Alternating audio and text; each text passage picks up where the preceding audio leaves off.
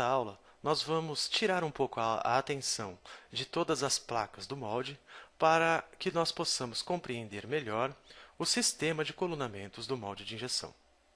Vamos fazer isso observando o conjunto de colunas entre a placa P1 e P2 e também o conjunto de colunas no conjunto extrator.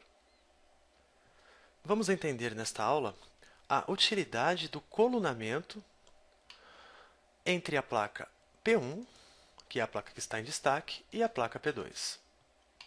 Se vocês observarem, vocês irão notar que entre a placa P1 e P2 existe, aqui na placa P2, buchas e na placa P1, colunas, que fazem com que as duas placas se mantenham alinhadas. E por que isso?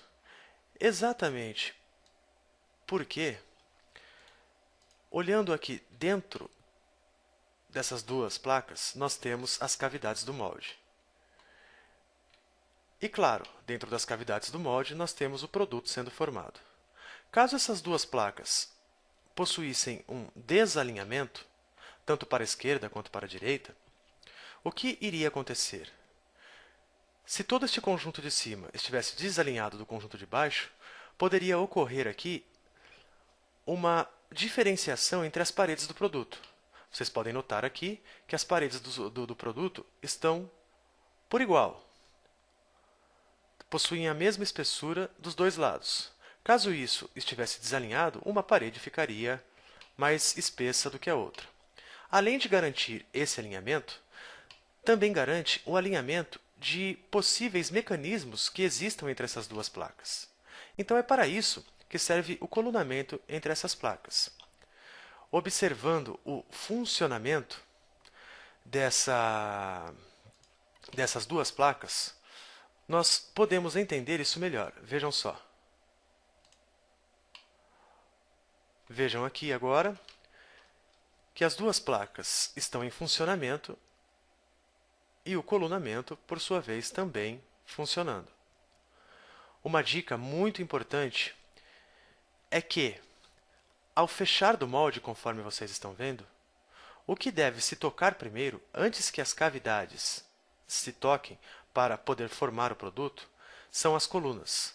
Então, as colunas devem chegar primeiro na placa P2 do que as cavidades, para garantir um alinhamento na abertura e no fechamento do molde de injeção. Após a injeção do produto nas cavidades ter acontecido, é claro que nós precisamos extrair o produto do macho, ou seja, o produto em vermelho, dos machos verdes. Porém, quando o produto é injetado na cavidade, conforme vocês podem ver aqui, a superfície do produto acaba por, de certa forma, aderir à superfície do macho, criando, então, uma certa dificuldade para que o produto possa se destacar do macho. Para que esse destacamento ocorra, é utilizado, então, o conjunto extrator do molde de injeção. Ou seja, essas duas placas se movimentam e fazem com que o produto possa se destacar dos machos. Como isso acontece?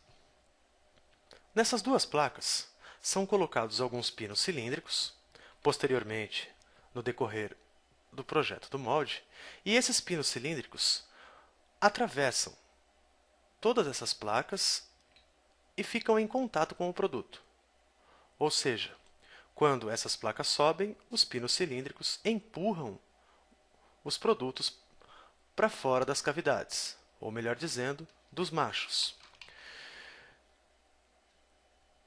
Veja o funcionamento disso na prática. Notem só. Eu vou aqui animar, então, para que vocês percebam como isso acontece.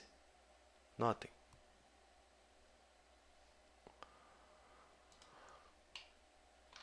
Para que isso ocorra de forma correta, então, é necessário que essas placas, as placas extratora e a placa contra a placa extratora, estejam totalmente alinhadas com o conjunto.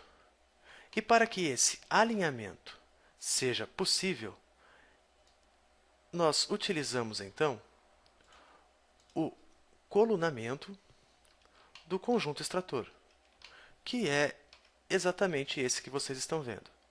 Então, são estas colunas, essas 4 colunas, que mantêm o alinhamento dos pinos cilíndricos e também de todo o conjunto extrator para que o produto possa ser extraído da cavidade do molde de injeção.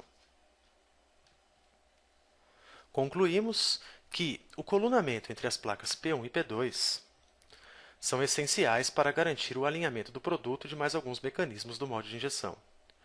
E o colunamento do conjunto extrator é essencial para que todo o conjunto extrator esteja alinhado com o porta-moldes e para que o produto possa ser extraído das cavidades do molde.